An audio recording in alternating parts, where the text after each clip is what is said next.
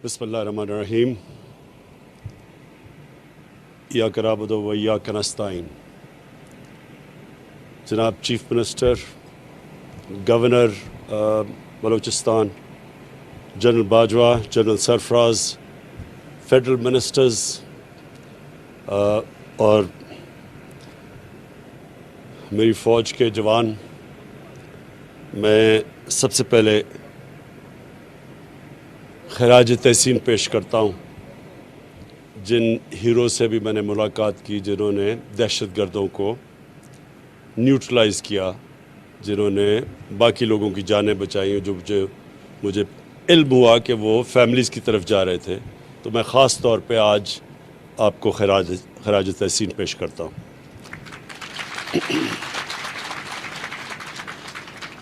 मैं आज ख़ास नोशकी इसलिए आया हूँ कि मैं अपनी पाकिस्तान की फ़ौज के जवानों को एक पैगाम देना चाहता हूँ कि सारी कौम आपके साथ खड़ी है। जिस तरह की जो दहशतगर्दी की जंग में परफॉर्मेंस हमारी फ़ौज ने दी है, हमने और भी दुनिया में देखा, अफ़गानिस्तान में देखा कि किसी फ़ौज ने इस तरह इतने मुश्किल हालात में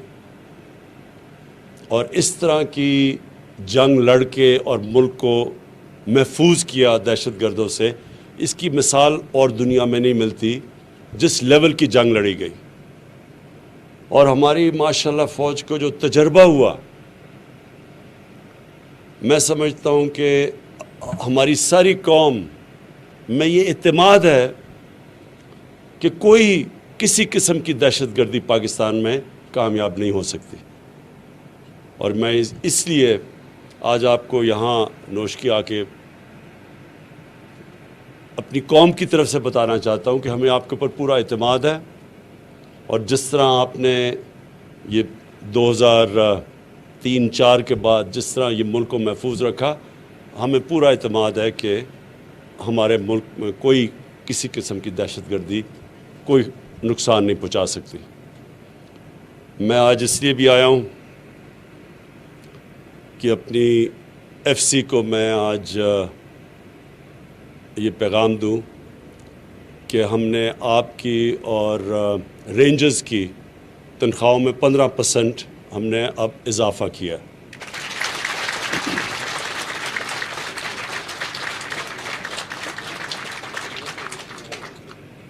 महंगाई का दौर है, मुझे पूरा इल्म है। बदकिस्मती से सारी दुनिया के अंदर एक सैलाब आया हुआ है महंगाई का। हमारे मुल्क तो खैर इतनी हमारे पास वसाइल नहीं, लेकिन अमेरिका जैसा मुल्क, बरतानिया जैसा मुल्क जो नोट प्रिंट कर सकते हैं, वहाँ 40 साल के बाद सबसे ज़्यादा महंगाई की लहर आई हुई है। बरतानिया में जो भी अपना पाउंड यानी अपनी करेंसी प्रिंट कर सकता है, वहाँ 30 साल के बाद सबसे बड़ा आया हुआ है। तो मुझे पूरा एहसास है कि हमारे जो तनख्वाहदार तबका है वो तकलीफ़ में है। और मैं आपको यकीन दिलाता हूँ कि पूरी मेरी कोशिश है कि हम मुल्क के माशी हालात उधर तक ले जाएं कि हम लोगों की आमदनी में इजाफ़ा कर सकें। कई चीज़ें हम नहीं कुछ कर सकते। मसलन अब तेल महंगा हो गया, तेल दुगने से भी ज़्यादा हो गया, तो वो हम बाहर से मंगवाते हैं। तो उसका हम क्या करें पाकिस्तान के, अगर बाहर से तेल आ रहा है और वो दुगने से ज़्यादा हो गया तो उसकी सारी चीज़ों पे असरात आते हैं। तो मैं इसलिए कहता हूँ कि इंशाल्लाह आपकी हमें जैसे जैसे हमारी आमदनी बढ़ती जाएगी, आपकी और भी हम अपने तनख्वाहदार तबके की और भी तनख्वाहें बढ़ाते जाएंगे। जो हमारे बिज़नेस में बड़ी बड़ी कॉरपोरेशंस हैं, उन्होंने रिकॉर्ड प्रॉफिट्स बनाए। जो टॉप 100 कॉरपोरेशंस हैं, हम देख रहे थे, उन्होंने तकरीबन 950 अरब रुपए का प्रॉफिट बनाया है, उनको जो नफ़ा हुआ है। तो उन सब से मैं अब दरख्वास्त कर रहा हूँ कि वो अपने लोगों की, अपने काम करने वाले जो तनख्वाहें लेते हैं, सब की तनख्वाहें बढ़ाएं। दूसरी चीज़, मैं यहाँ चीफ मिनिस्टर बलूचिस्तान बैठे हैं, मैं इनको अश्योर करना चाहता हूँ कि कोई भी पाकिस्तान की जो डेमोक्रेटिक गवर्नमेंट आई है, مجھے احساس ہے کہ تھوڑے سے فیزز میں کئی دفعہ ملٹری گورنمنٹ نے بلوچستان میں زیادہ کام کیا، لیکن کسی بھی ڈیموکریٹک گورنمنٹ نے اتنا کام نہیں یا اتنے فنڈز بلوچستان میں نہیں لگائے ہوں گے جو ہماری اس حکومت نے لگائے ہیں۔ جو سب سے زیادہ بڑا پروجیکٹ ہم اب کر رہے ہیں اور جس سے بلوچستان کے لوگوں کو بہت فائدہ ہوگا، جو فیڈرل گورنمنٹ کا پروجیکٹ ہے، وہ چمن سے لے کے کوئٹہ اور کراچی کا ایک پورا ہائی وے بنا رہے ہیں، جس کی ہم نے پیسے بھی ایلوکیٹ کر دیے ہیں، اور انشاءاللہ اس سے بلوچستان کے لوگوں کو بہت فائدہ ہوگا۔ بڑا صوبہ ہے، بڑے بڑے فاصلے ہیں، آبادی کم ہے، اس کے اپنے چیلنجز ہیں، لیکن میں پھر سے آپ کو شور کرتا ہوں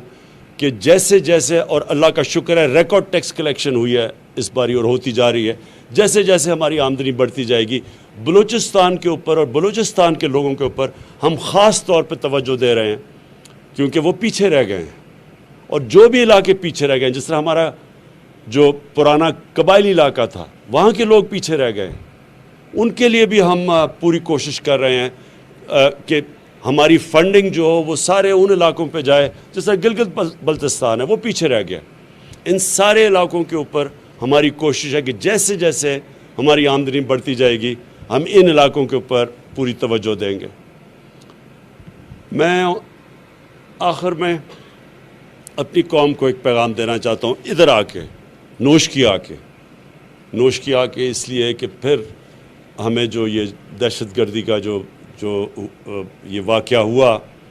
یہ ساری اس کا بہت، میں تو چائنا میں تھا جب مجھے اس کی خبر ملی، تو میں نے تب ہی فیصلہ کیا کہ آتے ساتھ ہی چائنا سے میں پہلے آ کے نوش کی آؤں گا اور اپنے جوانوں کو بتاؤں گا کہ آپ اکیلے نہیں ہیں، آپ کے ساتھ پوری قوم بھی کھڑی ہے، اور قوم یہ اللہ میں ماننے والے لوگ ہیں۔ ہمارے لیے جب ہم اپنی قوم کے لیے جو بھی اپنی جان دیتا ہے اس کی تو ایک خاص رتبہ ہوتا ہے۔ جب ہم کہتے ہیں اللہ سیدھے راستے پہ لگا، ان کے راستے پہ جن کو تو نے نعمتیں بخشیں، تو پیغمبروں کے راستے کے بعد جو بہت بڑا رتبہ ہے وہ شہیدوں کا رتبہ ہے۔ تو مسلمانوں کے لیے تو یہ بہت بڑا اعزاز ہوتا ہے کہ جب اپنی قوم کے لیے کوئی بھی اپنی سب سے بڑی قربانی اپنی جب جان کی دیتا ہے، لیکن یہ بھی آپ کو احساس ہونا چاہیے کہ قوم بھی آپ کے ساتھ کھڑی ہے۔ اور سارے لوگوں نے مجھے جب ادھر بھی تھا مجھے میسیجز ایک دم آئیں کہ کس طرح دلیری سے دہشت گردی کا مقابلہ کیا، اور میں چیف منسٹر صاحب آپ کو بھی یہ کہنا چاہتا ہوں کہ ہم انشاءاللہ یہاں ڈیولپمنٹ اتنی کر دیں گے بلوچستان میں آنے والے دنوں میں کہ یہ جو لوگ اس کو استعمال کرتے ہیں، اور ہم سب کو پتہ ہے کہ یہ خود نہیں کر رہے، ان کے پیچھے باہر وہ قوتیں ہیں جو چاہتی ہیں کہ پاکستان کے ٹکڑے ہوں، تو یہ پیچھے سے بھی فنڈنگ ہے اس کے لیے۔ تو انشاءاللہ ہم ان کے اپنے بلوچستان کی عوام کے لیے وہ کام کر جائیں گے کہ یہ جو بھی کوشش ان کی جو ہے کہ لوگوں کو اکسائیں اور ان کو حکومت کے خلاف اور اپنی سیکیورٹی فورسز کے خلاف کھڑے کریں، انشاءاللہ وہ کام اتنا ہو جائے گا کہ ان دہشت گردوں کی کوئی بات نہیں سنے گا، نہ ہی یہ جو باہر ہمارے دشمن بیٹھے ہوئے ہیں ملک کے اندر انتشار پھیلانے کے لیے، ان کے لیے بھی کوئی سننے والی ان کی بات نہیں ہوگا۔ میں ابھی چائنا سے آیا اور میں آخری بات کہتا ہوں کہ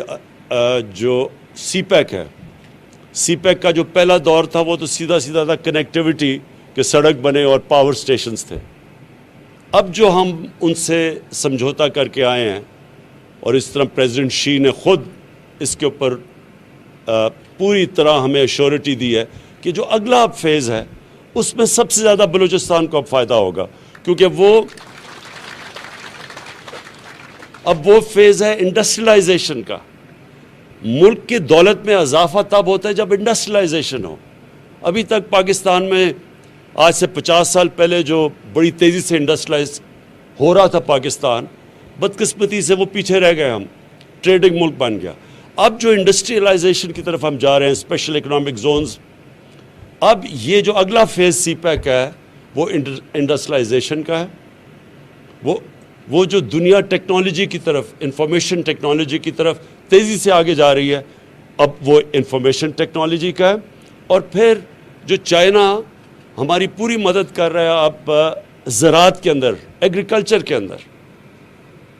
अगर जो प्रोडक्टिविटी यानी जो वो पैदावार लेते हैं अपने मुल्क में, अगर हम अब ये सोचें कि वो 2-2, 3-3 गुना ज़्यादा उनकी पैदावार होती है, हम अगर अपनी पैदावार आधी भी बढ़ा दें तो आप ये सोचें कि पाकिस्तान अनाज एक्सपोर्ट करने वाला मुल्क बन जाएगा। तो वो अब हम उस फेज़ पे चले गए हैं कि वो अब हम सीपेक जो फ़ेज़ 2 है, इसमें technology transfer, information technology, industrialisation और सबसे बड़ी बात जो ज़राअत जिसके ऊपर हमारा अक्सरियत हमारे मुल्क रहती है, तो अब इसके ऊपर हम इसकी प्रोडक्टिविटी बढ़ाने के लिए अब हमारे वो सीपेक फ़ेज़ 2 के ऊपर हम चले गए। मैं फिर से अपने जवानों को आपकी जो दिलेरी है, जो मेरे वो 4 हीरो खड़े हुए हैं, उनको अपनी सारी कौम की तरफ से फिर से खराज तहसीन पेश करता हूँ।